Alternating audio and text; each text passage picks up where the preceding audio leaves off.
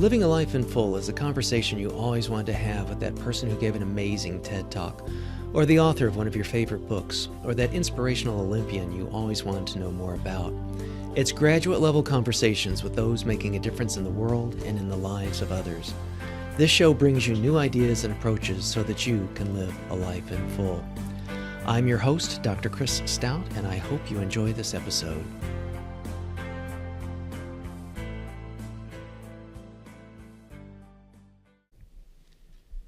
This episode of Living a Life in Full is brought to you by ATI Physical Therapy. If you need physical therapy, choose ATI. ATI offers exceptional care, trusted expertise, and remarkable outcomes, customized to your needs. ATI has over 800 clinics coast to coast in 25 states. Want to start feeling better fast? ATI can help address chronic pain or recovery from an injury or surgery expertly, quickly, and conveniently. ATI's FIRST program uses a performance-based methodology to safely return injured workers to their workplace. FIRST is designed to increase strength, endurance, and cardiovascular functioning. ATI's sports medicine provides athletic training services to help athletes get back in the game. ATI has hundreds of professional, collegiate, high school, middle school, and club relationships nationwide. ATI also offers a variety of specialty services, including home health, hand therapy, and women's health. To learn more about ATI's advances in evidence-based practice, clinical outcomes, and their innovative new smartphone app, please visit atipt.com. Welcome to another episode of Living a Life in Full. I'm your host, Dr. Chris Stout. Today we have quite an interesting guest for the show. His name is David Mink. David has circumnavigated the Earth 6 times. Yes, you heard that right, 6 times. He's also visited 6 continents, and he's been to about 50 countries. And, rightfully so, he's the current president of what's called the Circumnavigators Club. He joined the Circumnavigators Club about 2 decades ago and has served on its board of directors and as an officer. And he serves on the board of directors for the Circumnavigators Foundation, which we'll talk about as well. His wife, Dottie, is also a circumnavigator. He's a native Philadelphian who now resides in Southwest Florida with a summer home on the Jersey Shore. He graduated from Albright College in Pennsylvania and is currently a trustee there. He is also a member of the Naples, Florida Press Club, where he serves on the scholarship committee. In his early career, he was a journalist for a number of Pennsylvania newspapers and then transitioned into the family business where he developed a specialty in handmade rugs, which subsequently served as the gateway to seeing the world. In recent years, his travel has been more pleasure and curiosity-based. Welcome to the show, David. Thank you. So I want to kick things off and start off with discussing some of your personal travel experiences and then get to know a little bit more about the Circumnavigators Club. So your world travels began with your position with the family business. Is that correct?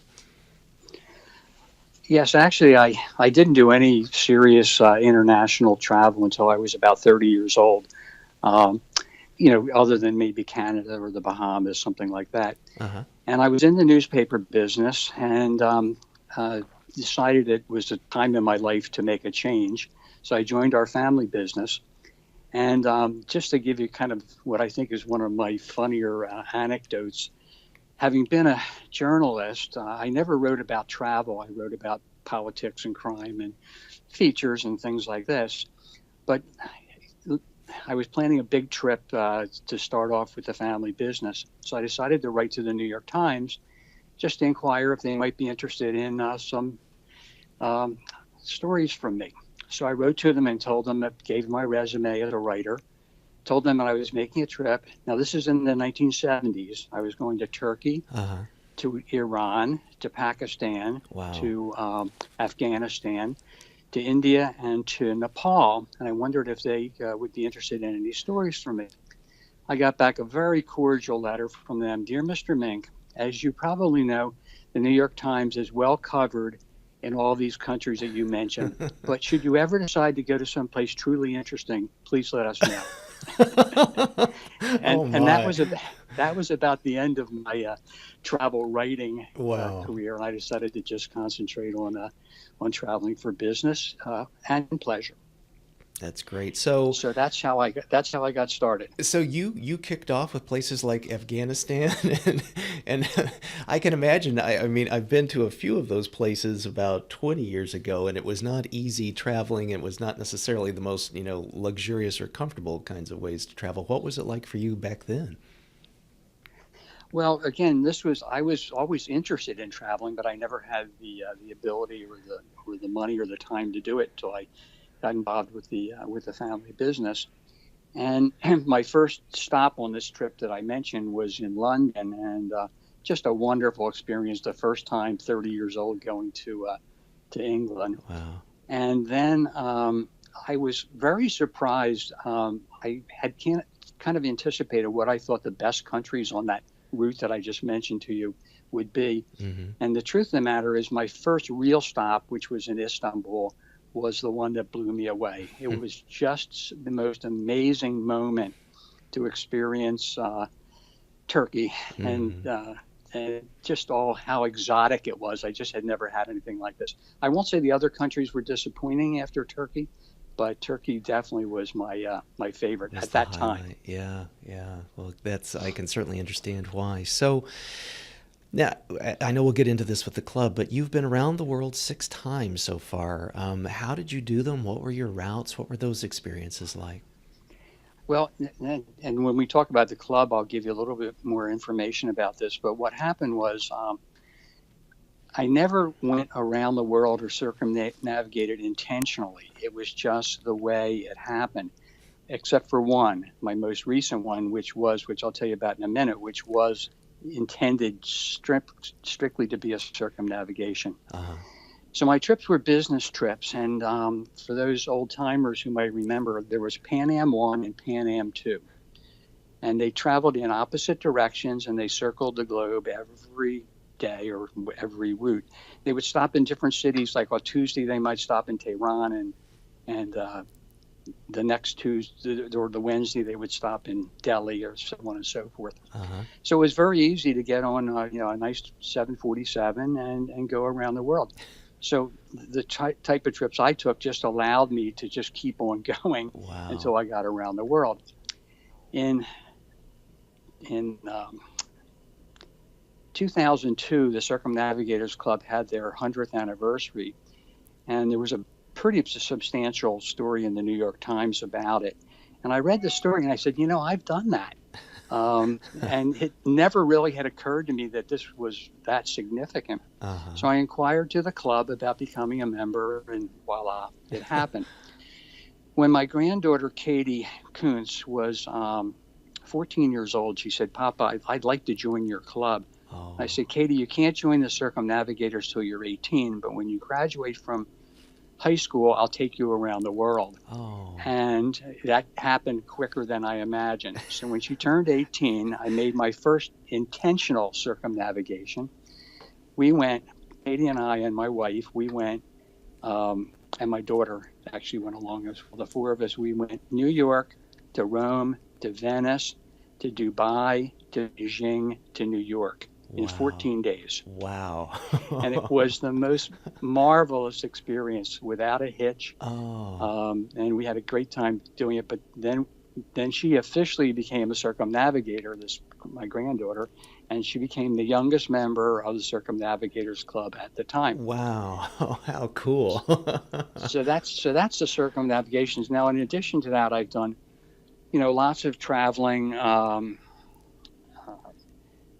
for my own pleasure, and especially in recent years where I can go basically wherever I want. Hmm. But I mentioned that we were in a family business, and my father, Kenneth Mink, was an outstanding individual, and he was a great world traveler himself, which was the reason I had the bug to travel. Uh-huh.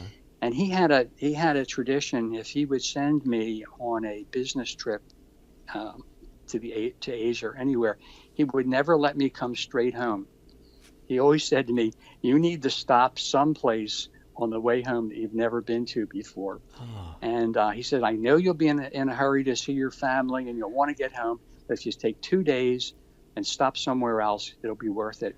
And because of that, I got my first trip to Paris, to Lisbon, Wow. Rome, et cetera, et cetera. That is So that great would be advice. good advice for me Yeah. to give to other people. I really like that. I mean, and I get your point too. It's sort of like the issue of like, well, you want to hurry up and get home. You've done whatever you're doing, but yeah, your dad had that. That is great advice. I think that's something I'm going to try and bake into my travels when time allows to be able to do that. Because and listen, look at the place, Lisbon, Paris. I mean, my gosh, those are fantastic places as well too. And when you've gone sort of that far away anyway, the ability to do that and have that experience just sounds wonderful. So, are there any that's a great piece of advice. Are there any things that that you've learned or that you've seen change over the years and miles of your travels? I mean, the Pan Am 1 and 2 unfortunately have kind of gone away, but what other kinds of adventures or memorable things can you share with us? Well, travel today is actually easier than that it ever has been, except for the fact that it's more complicated in making your connections. It was easy when there was Pan Am 1 and Pan Am 2. Mm-hmm. Now to go around the world, you have to.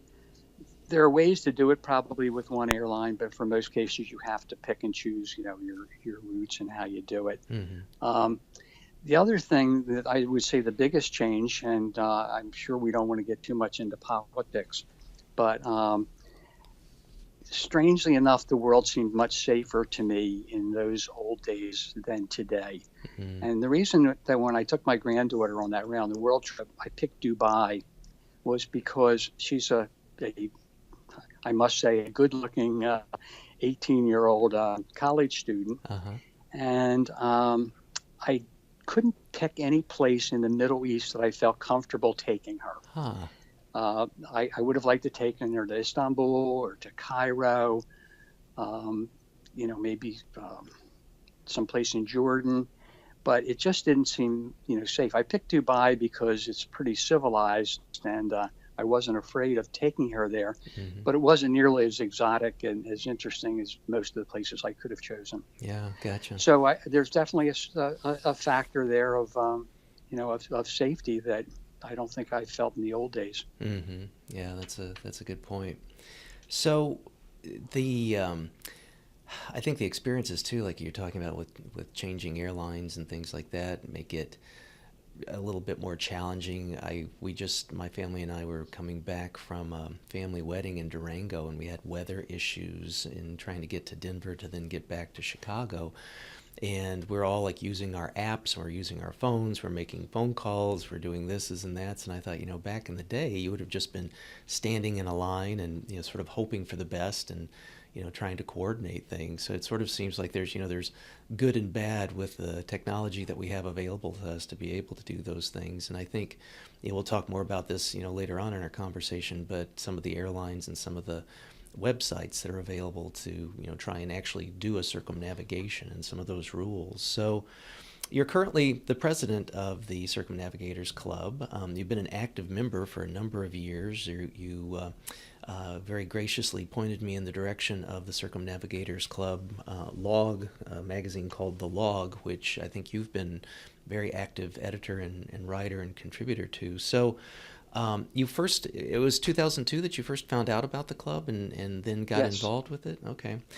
Tell us yes. about that. So it just sounded kind of fun, and it sounded like the next thing to do on a bucket list vis-a-vis travel, or what drew you into the Circumnavigators Club? Well, of course, I've had many, many great experiences being a member, but I think I was mostly intrigued at the time of adding this as a credential. Mm. It just seemed, I hate to say this, but it would look awfully good in your obituary. Uh, That's true. it's when we talk in a little bit about some of the people who founded the club and who were the early members, just to be affiliated with a group that's this historic has been a real thrill to me. And So doing the math, if it was its 100th anniversary in 2002, 1902 was the founding year, is that right? right, 1902, and I think the thing that's interesting about that. Okay, so let me just backtrack for a second. To be Okay. a member, you have to circumnavigate. You have to go around the world. Okay. You also have to be of good character, Okay. which is which is why we have all of our members have a sponsor and a seconder. I see. But in 1902, there were no airplanes.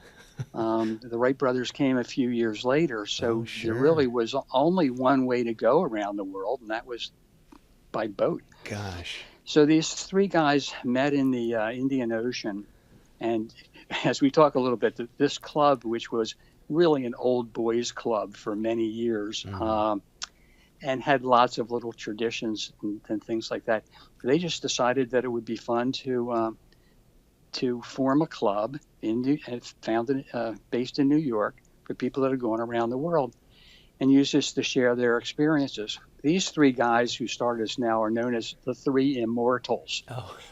So that gives you a little feel for the tone of the club. You gotcha. Now, in fact, there were no women in the club until the first woman was admitted in 1983. Wow. Not that long ago. No. And her name happened to be Jean MacArthur, the wife of General Douglas MacArthur, who was also a member. Wow. So she was our first woman. Now the club today is pretty diverse.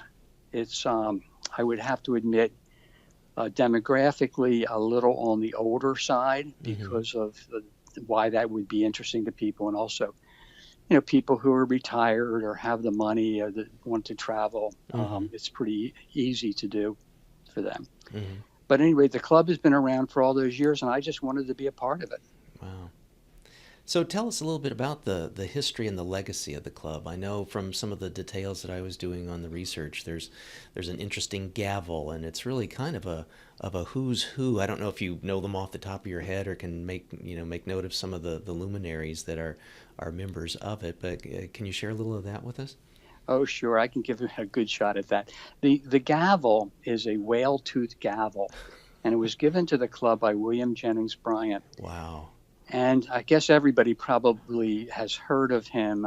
He ran for president, I think, about 4 or 5 times. He was the prosecutor in the Scopes monkey trial. Sure. But at the time that he lived in the 20s, I guess, he was arguably the most famous person in America. Wow. Everybody knew him.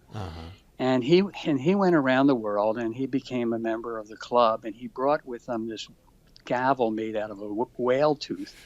And we use that gavel to open all of our annual meetings, after which it gets packed safely into a safe, and we bring it out each year for that. So William Jennings Bryan was a member. Some of the ones that really fascinated me, one is Harry Houdini. Oh. And I have to give you a little interesting aside here. I just discovered literally yesterday that there's a website called Wild About Harry, and it's totally devoted to Harry Houdini. And the guy who runs it is about to make a speech on Friday at the New York Historic Society, which is how I found out about it. So I contacted him and asked him if he knew that Harry Houdini was a member of the Circumnavigators Club, and he said no, he didn't. So I have been sending him some of the photos and letters that we have and stories from Harry Houdini, all of which this guy had never heard of. And he is arguably the most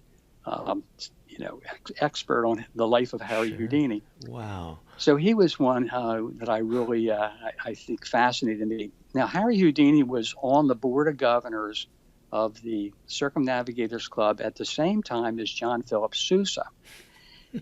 Probably a more, not more familiar name than Harry Houdini, but John Philip Sousa, of course, was the March King. And he wrote a march, the Circumnavigators March, which if anybody wants to take the time to find it on the internet, it was the last march he ever wrote.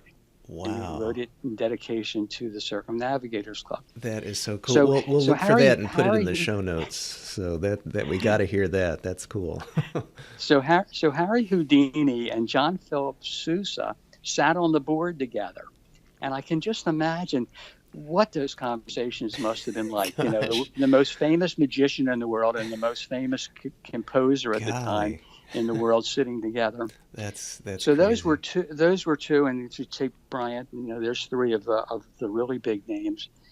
Then along the course of the years, another one that I think is one of my favorites is Robert Ripley. Believe it or not, Ripley. Oh, sure. And he was a member, and he had lots of interesting anecdotes where he would go to the meetings and he would, come up with all sorts of little presentations that would fool the club.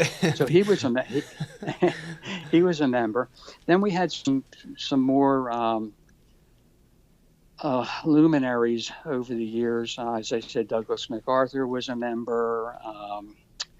Then and we probably will talk about this later on, we have our Order of Magellan, which is given to a lot of prominent people. So we've had six astronauts as members. Wow.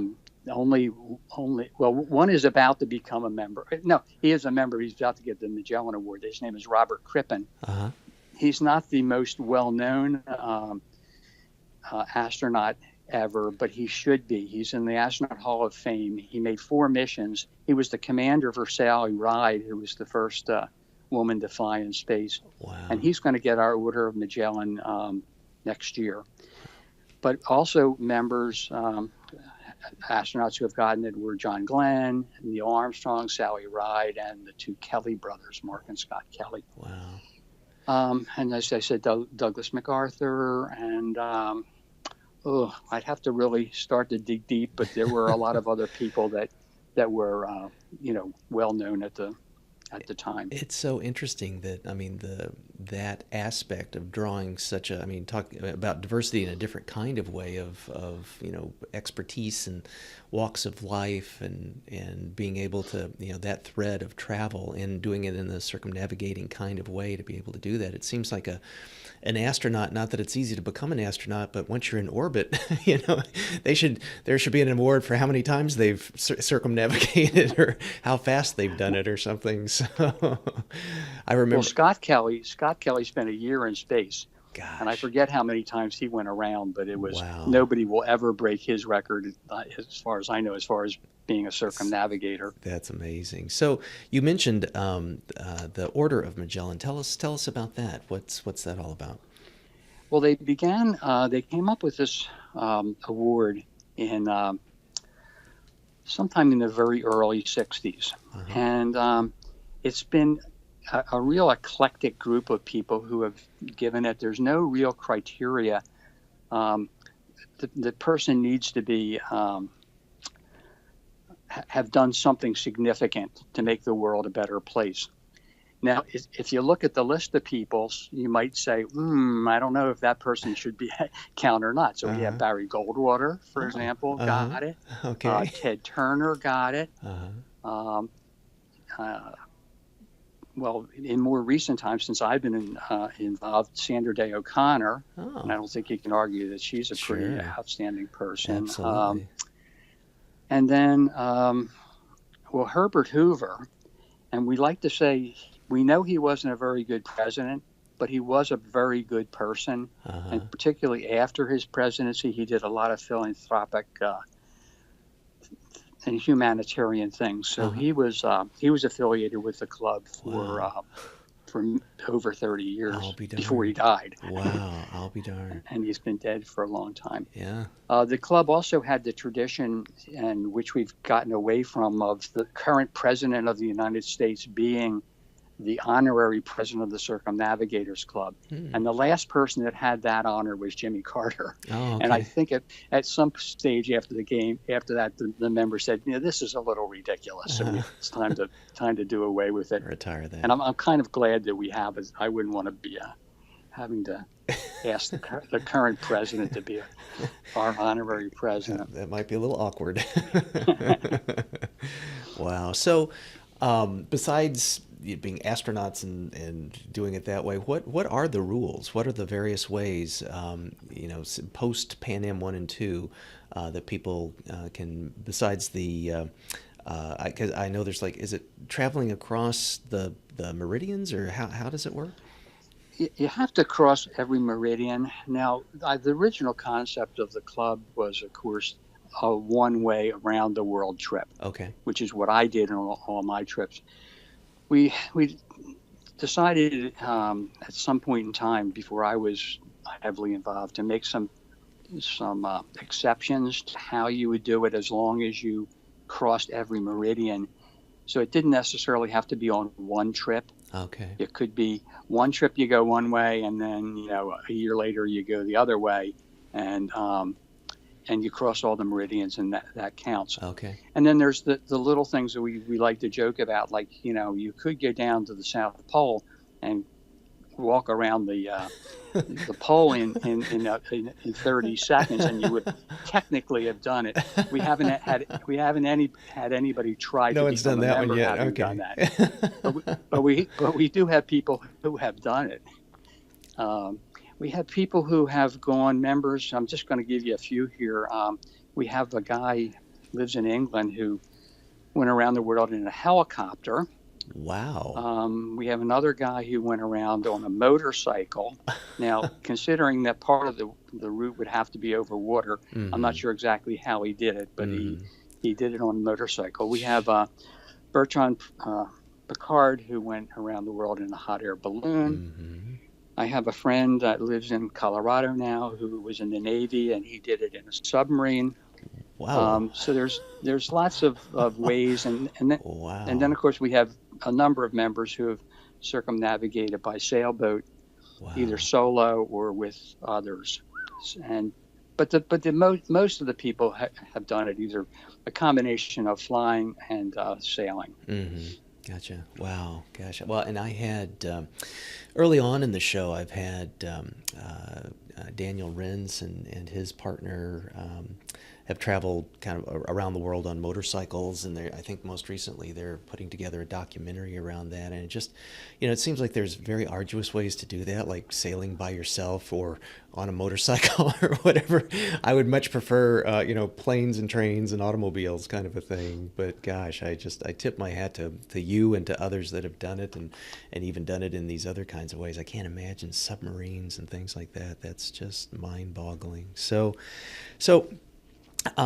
you've made reference to people in different parts of the world. I understand that there's also regional chapters, like in the United States, and there's international chapters. Can you tell us about that? We have, over the 100-plus years of the club's existence, there have been a number of chapters, and chapters have a tendency sometimes to come and go. Sure. So one time we had a chapter in Tokyo, which no longer exists. And others. So we right now we have two international, when I say that being New York based, we have two international chapters. One is in the UK and the other is in Singapore. And Singapore is interesting because it's the only chapter we have that isn't trying hard to get new members. Oh. Because basically the president of the Singapore chapter said to me, almost everybody in Singapore has circumnavigated. so if Wow. we opened it up, we'd have 200 or 300 members before we knew it. So they're limited to 50 members, and it's a great bunch there. So that's our other one. In the States, we have strong chapters in Washington D.C., in Chicago, in the Pacific Northwest and Southwest. But our biggest chapter is in Naples, Florida. And this is partially because of the demographics are just perfect. Sure. Lots of affluent people who have loved to travel. Mm-hmm. So we have over 100 members in that chapter. Wow. We also have a big chapter in Palm Beach and a chapter, I won't say it's very big, in Miami. Okay. And so there's 14 chapters altogether. The chapters have their own functions. That's really how they get to share their stories and experience the club. Uh-huh. And then, of course, we have a lot of members in what we call New York Metro. These would be people living within striking distance of New York City that get together on a regular basis. Gotcha. And is it headquartered now at the Yale Club in New York City? Is that right? Yes. Okay. Yes. Gotcha. We were headquartered for many years at the Williams Club. Uh-huh. And the Williams Club, and we had a really nice rapport with them. The Williams Club dissolved its uh, clubhouse and moved in with the Yale Club, and so we followed. Gotcha. So That's so we good. so our technical headquarters is the Yale Club, but it's not particularly intimate. Uh-huh. Like the Williams Club was nice; we had like our own little space in it. Mm-hmm. But technically, the Yale Club's our headquarters, and our members can stay there when they come to town. We have functions there, and it's a nice. How Nice nice. to have. That's great. That's great. So there's a variety of other kinds of things that the club's involved with. There's something I believe I read about it in an issue of the log called the Goodwill Connection. What's it do? What's that about? Well, the Goodwill Connection's pretty simple. We have members, whether they're in chapters or whether they're independent, who are available if someone is traveling and they want to get the lay of the land, or they want to know where to go to Oh. dinner or Uh-huh. meet them. They contact the Goodwill chairman. The Goodwill chairman puts them together, and they have a way of having a better experience than just going to someplace, How nice. by themselves. That's great. Well, I have a friend who's a very accomplished cellist, and he is also quite the traveler. And as you can imagine, people that want to stay in practice but also want to travel aren't going to be hauling around their instruments, and the delicate nature of those instruments and the value of those instruments. So they've kind of done something similar where like people that are on ensemble or quartets or whatever have this network that's very similar to what it sounds like the Goodwill Connection does, where then you can connect up with people in whatever city or town that they have connections and get to know them, and they'll show you around, and they'll share their instruments, and you can play with them. So I think that Goodwill Connection is a great idea. I mean, you can read about things and whatnot, but the warm touch of someone that's part of that's fantastic. And one thing I'd like to point out is that we emphasize that we are not a travel club. We are a club of travelers. There's a big difference, and I'm constantly just amazed at the amount of traveling that our members do. I mean, they are never sitting still, and that's one of the intrigues. And two of our members, one is a guy by the name of Don Parrish, who lives in Chicago, and the other is Albert Podell, who lives in New York. And they're sort of two of just a few people who are vying to be, the most traveled person, in the world. Albert has written a book. He's a very funny writer, and he often contributes to our stories in the log. He's I think tied for number one on the Wikipedia list of travelers. Wow. And but Don Parrish has been written up as possibly the most traveled person in all of history. Wow. Now, that sounds like a big deal, but you have to remember that since you couldn't really fly anywhere until in the 50s, all the people, whether it would be Marco Polo or Magellan himself, really didn't have the opportunity to travel like a guy like Don Parrish. Right. And he has been not just to all the countries and all the continents, but to specific places. He hunts down the World Heritage Sites. Wow. And he's always on the road, and just an amazing traveler. There's another club, which you may or may not have heard of, called the Traveler's Century Club. And in order to be in the Traveler's Century Club, you have to go to 100 places on their list. They're not all countries, but like, for example, Scotland would count, separately. Alaska would count, but you hit 100 of these places, and you can join that club. Wow. And that's a club that's more of a country counting club. Our members, for the most part, are not into that. They travel just because they love to travel, not because they're trying to tick off another notch in their belt. Another country. Yeah, Wow. but we do have a lot of people that also do that. Wow. Well, and we'll look up, we'll do our research and get some links in the show notes to learn about those folks and the Wikipedia thing. Is that? And I know you want to hear about the biggest passport in the world. You took the words right out of my mouth. That's where I was going with that. So we'll put this in some of the links as well, too. But David was kind enough to send me this photo of this unbelievable looking passport. What is it, like 3 inches thick? It looks ridiculous. It's unbelievable. Well, so here's the story. This guy's name is Eric Aborski, Uh-huh. and he lives in New York and Peru, strangely enough. Uh-huh. And the Smithsonian magazine, which you can Google up if you want to, the Smithsonian magazine has said that this could be the world's largest passport. It has 331 pages in this single passport. Gosh. But to make it really interesting, he has more passports because they couldn't get any more in that one. So all his passports combined, he has 1,400 pages, passport pages. Unbelievable. And it's just an amazing thing. And I think I may have told you this when you and I chatted prior to this podcast, that Eric has so many traveling points that sometimes he would go from New York to Tokyo for lunch. Oh, God. He just get on a plane and fly to Tokyo, and he'd have lunch or dinner and spend the night and come home the next day. So, because it never cost him anything, because he had millions and millions of points to spend. The problem is he has to check his passport because it's so heavy.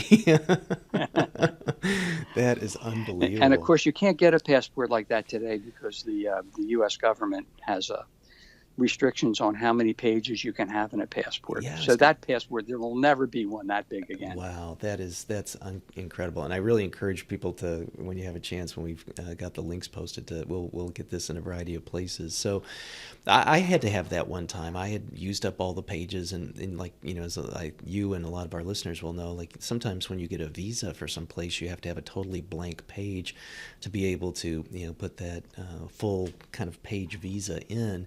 And so I had run out. I was going on a trip and needed to do that. And then I sent my passport in, and then they sent it back like with other pages stitched into it. And I just thought, oh, that is the kind of the coolest thing. So I just was blown away when I saw this fellow's with it looking so huge. So it seems like people travel for a lot of reasons. Sometimes it's, for the pure pleasure of it and exploring and getting to meet other people. Sometimes it's combined with work, like, sort of how it started off with you and the family business.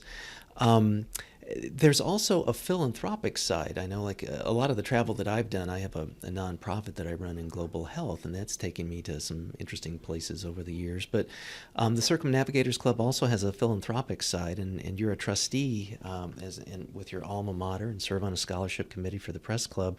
So tell us about, obviously you have your involvements in a variety of different kinds of scholarships and humanitarian kinds of things. What is it that the foundation for the Circumnavigators Club does, and what have they done in the past?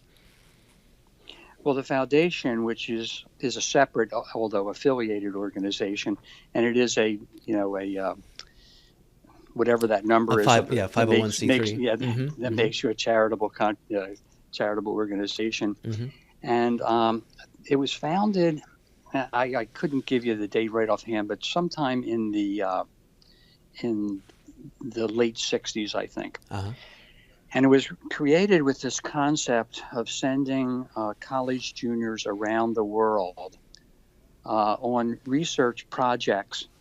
But to be completely honest with you, it was more to send them around the world to have the experience of going around the world. Because nice. the Circumnavigators' mission is to make the world a better place through friendship and understanding. Wow. We want people to understand that, especially Americans, that there's a whole big different world out there. Hear, hear. And if we want to really go anywhere, we have to be able to understand it.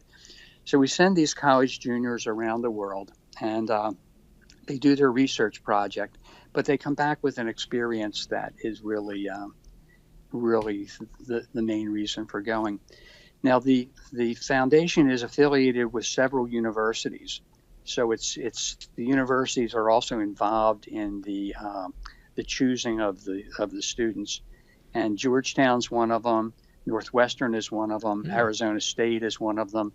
At the moment, Florida Gulf Coast University is one, because I mentioned we have that big chapter down in Naples, Florida. Yeah, and these these students, usually a dozen or more apply for this this chance to be one of our quote scholars, and then one gets chosen from each of these groups. Wow. So we have anywhere from from 4 as little as sometimes as 2 that are going every year. Do they go together as a group, or do they go No, independently to different places, or how does that work? they go completely independent. Wow. They have to come up with their own itinerary, their own mission. I wish I could tell you a little bit more about their various research projects, but they tend to be a little more on the technical side, scientific wise. Mm-hmm. But they're interesting, and things that these young students are interested in researching. That's great. So someone, first of all, has to be in one of those universities, and then they apply. They're probably not members already, but then this would qualify for them to be members. Is that correct? They don't have to be a member first, I'm guessing, right? No. They when they finish their circumnavigation, we give them a free ride. Nice. Till they're 30 years old. That's great. And then we hope that they continue to contribute. That's nice. I mean, what a good kind of de facto ambassador that they they get to learn, but they also then get to represent the club. They get to represent their university. They get to represent the United States. They get to do the work, and we'll do a little background research on that too, and get some links in, because I'm sure some of the listeners will want to research that and find out about that. I think that's just really a fantastic Great. benefit. So let's take that kind of then to the next step. So I'm not a fortunate undergrad to apply for something like this. So for the rest of us, if they're, and listeners too, if you're interested in traveling the world or all the way around it, what are some of your bits of advice about where should they start? Is there like an ideal route, or an enjoyable, interesting route, or what would you recommend? Oh, I think this just has to be an individual, choice. The thing that, Chris, that annoys me from time to time is when I hear about people that go halfway around the world and just go back the way they came, where it wouldn't cost them any more to just keep going and have gone around the world and had a different experience, out of it. Mm-hmm. But I think that, going around the world, unless you're just really, like I did with my granddaughter, intentionally going for that purpose, it's just a matter of visiting the places that you want to visit, and then just make it happen. Now, I have a number of people who I try to recruit to be members of the Circumnavigators Club who have just missed like a little, they've done everything except from Japan to China. And so I like it if people will kind of grasp the concept and look at it and say, hey, listen, it is great to go around the world. Now, I've just read that there's now possibly a new scheme, and that's to go around the world up and down over the poles. Oh my gosh. Oh, golly. So instead of going around, they're still going around the world, obviously, Wow. but they're not crossing the meridians because they're going from top to bottom. Of course.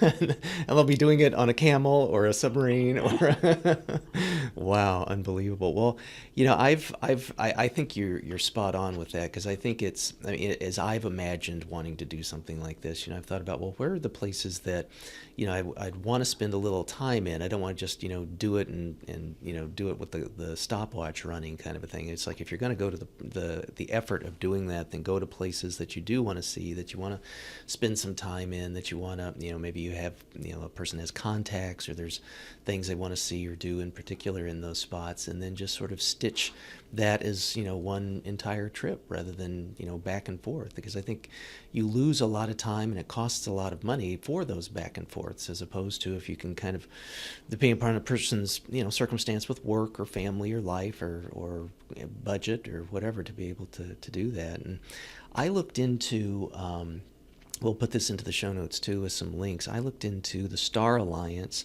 which actually has a specific like around the world website to try and do that. So it would be a variety of different kinds of airlines. And last time I looked, there was like 1,300 destinations. They hit 191 countries, which I thought was kind of amazing.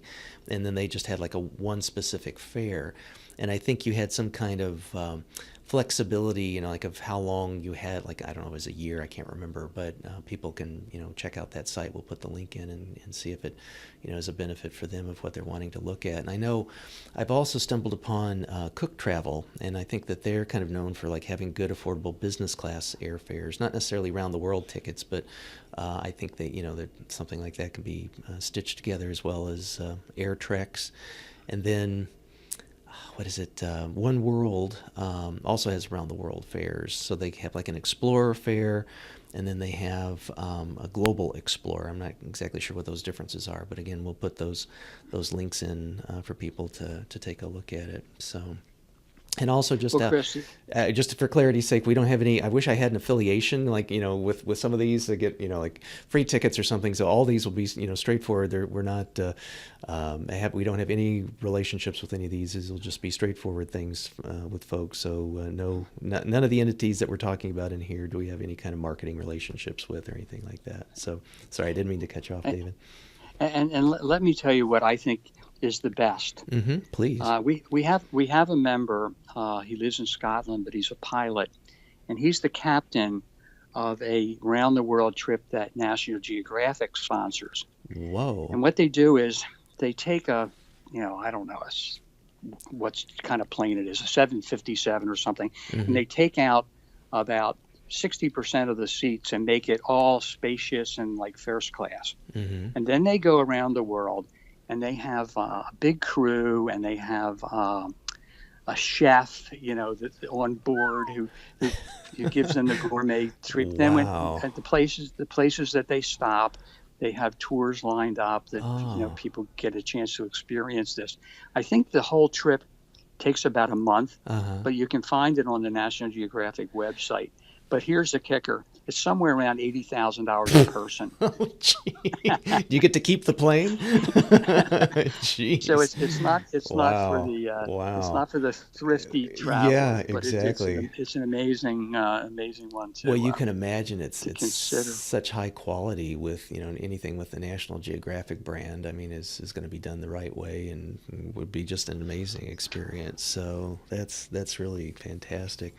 Well, and we'll put into in the show notes, there's a variety of interesting authors. There's a friend of mine, Chris Guillebeau, who's been to every country, and he has like a kind of what they call travel hacking. So it's like ways to be able to use certain kinds of credit cards to get points, and he'll post periodically on his website, and I follow him on his email list of being able to get like Singapore Airlines, the top-notch first class suites that they have, by virtue of using points cards and things like that. And there's you mentioned the world's most traveled, that I'd highly recommend. We'll put a link in there for that. And then there's people that have very inspirational books. There's a guy named Rolf Potts who wrote a book a while back called Vagabonding, and he's got some little series and documentaries and things that are available for streaming. And the Points Guy, Nomadic Matt, and all those things we'll put in the show notes too. So if you can't afford the $80,000 tab of the National Geographic one, there's some other ways that people on different budgets can do it. And I think it's interesting. You made the point about one of your most popular regional ones is folks that are in the Naples area, and I think there's also, I like with these Nomadic Matt and people, there's also sort of a subculture or a tribe, if you will, of people that are in their 20s and 30s that will do nomadic work, so to speak. They'll travel the world while building websites for people. So as long as they have an internet connection in their computer, then they can kind of work from any place and are able to see that too. So I'm inspired with things like your foundation with the being able to get students out there, but also, the travel bug and the interest of, spending time and having a good experience, not just, ticking stuff off, tagging a country versus spending time there and getting to start relationships and really get a feel for the culture and the people, that this is happening at, both ends of the age continuum. I think that's fantastic. So, well, I could. Well, let me tell you a quick story about a guy who was a member of the club. This goes back to 1953. Wow. His name was Bob Christopher, and he was a working professional photographer, but he decided he wanted to go around the world on $80. He was playing obviously on the theme of around the world in 80 days. Uh-huh. So he decided he was going to go around the world for $80, and he did it. And it's a wonderful story, but there's a little anecdote that I love to tell. He caught the Orient Express and got a third-class ticket for $1. Okay, so now he's got $80 to spend. There's one of it right there. Wow. And he's in a compartment with a young Turkish lad, and he tells him about his trip and how he's doing this for the $80, blah, blah, blah. Uh-huh. But then as it got dark, the circumnavigator got worried that maybe if he fell asleep, that this young Turk would steal his camera. Mm. But he dozed off, and when he awoke and the young man was gone, and he thought, oh boy, where's my camera going to be? He went to where the camera was, and not only was the camera there, but there were some Turkish coins and a note in English, and the note said, I'm going to dig this out and read this to you. The note said, I wish I could contribute more to your great journey, but I am a poor student. May Allah watch over you, your Turkish friend. Oh. And Bob said he kept those coins for his entire life and just cherished them. So it just shows you what a wonderful world it can be. Oh, thank you for sharing that. I totally agree. I had not. I grew up in kind of a challenging situation and family-wise and stuff, and we really didn't travel. My folks were divorced, et cetera, et cetera. And I just had this budding wanderlust that I was able to sort of satisfy when I was between my junior and senior year of college, and did the proverbial, backpacking through Europe kind of thing with two friends. And, super budget, super, low ability to pay for anything. So it was hostels and URL passes and sleeping on the trains to save a night's, room and board kind of thing, and pensions and whatnot, and had similar kinds of experiences. And we did it. This was circa 1980, so whatever a dollar was worth back then versus today. But after doing it and doing the math, I don't think it included we flew Iceland Air, which was kind of the way to do it back then. It was very inexpensive to go from Chicago to Iceland to Luxembourg. And I think not including the airfare, we did it my part of the budget was like $12 a day. But the downside was I think I lost 15 pounds in the process. So those kinds of things I think are still doable, but able to do them in a nice hacky kind of way with points and working while on the field, and the generosity of the people that you see. I remember flying back on Iceland Air, and I probably looked kind of pathetic and emaciated and dirty, and the couple sitting next to me on the plane offered me their dinner. so that's I think kind of the vagabonding style and the experience of travelers, fellow travelers. So I know you've got more trips planned. What's up on your itinerary? Where are you heading off to next, David? Well, I'm a snowbirder. I spend most of the year as a Florida resident in Southwest Florida, but I have a summer home up in Ocean City, New Jersey, where I am right now as we talk. And I'm leaving shortly with two of my grandsons and my son and my wife to go to Scotland for the British Open. Oh, wonderful. So we're flying over to England and then to Scotland, and then my friend, my English friend, like many English do, has a vacation home in Portugal. And we're going to go to Portugal and stop there and then come home. And Wow. then around Christmas time, I'm lucky enough, because of the Circumnavigators, to be invited to have dinner at the House of Lords. One Wow. of the members of the UK chapter is a lord, I guess I should say, Wow. How and fun. he's able to do that. Oh, So we'll be wow. doing that, and then in April I'll be doing a bucket list trip that I've never done before, and I'll be going along with my wife to South Africa. Oh. Place I've been to Africa, but I've never been to South Africa, so I'm Mm-hmm. looking forward to that. Oh, fantastic. That is great. Well, it's nice to also hear that your journeys include, multiple family members as well too. I mean, I think the experience of sharing travel with loved ones is wonderful, is exquisite. So good for you with that. And if you need anybody to help carry your bags or anything, David, just let me know. So I'd be happy to lend a hand wherever I can. So, just last couple of things. I could spend all day with stories and picking your brain about things, but a couple last questions. Any other thoughts or advice that you want to share with our listeners around travel or anything that we haven't already covered, David? Well, I did have something I wanted to mention, because here I am. You probably are guessing from my conversation that I'm just a little over 70, and have done a lot of traveling in the last 40 years. But I can still make a rookie mistake. Oh. So my wife and I did a tour with a travel company, Talc, Uh-huh. to South America last year. And the two of us flew into Santiago, Chile. And when we got there and we read the notes from the travel guide, it reminded us that we had to have a visa for Brazil. And we went, what? Nobody told us that. So we spent the whole day. We went to the embassy, the Brazilian embassy. I never had ruder treatment than I did there. Oh Basically, gosh. they refused to speak to me in English, and since Oh. I couldn't speak Portuguese, Oh no. but they said it was impossible. And then Oh. I had both the travel company and American Express, who I booked the trip through, Uh-huh. try to get me a Brazilian visa. So as Mm. it turns out, we had a very nice trip to Chile and Argentina.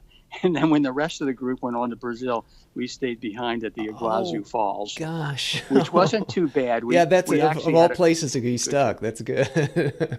But I thought to myself, at this age, how could I have not checked to see if I need a visa? So please, all of your listeners, don't go anywhere without making 100% sure that you need Double a check. visa. And isn't it fascinating? I mean, I've done things where it's like you can go to the country, get the visa, and it's no big whoop-de-doo. And my daughter and I went to Brazil a few years ago, and she was under 18 at the time, and it was, we were able to get it, but it was no easy task. We had to notarize things from her mother that I wasn't, like going to take her to Brazil and kidnap her or something like that. And I was just recently in Nigeria in January.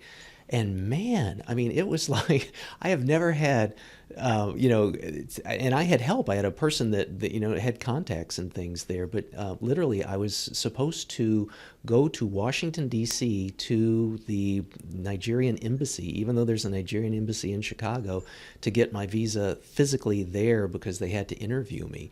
And through the friends that had a father who was a former ambassador, and through his network they were able to work around that. But I thought, gosh, it's there's certain countries and certain situations that it is just surprisingly difficult. So yeah, I think it's I wouldn't even call that a rookie mistake, because sometimes it is just such a surprise. So that's a point Well, well taken. I learned my lesson, I think, on that one. Yeah, well, The other I was going to say, sometimes, what is the old joke? A good scare goes much further than good advice or something. So, yeah, right. so yeah, exactly. In fact, this trip I have coming up, we're going to Portugal.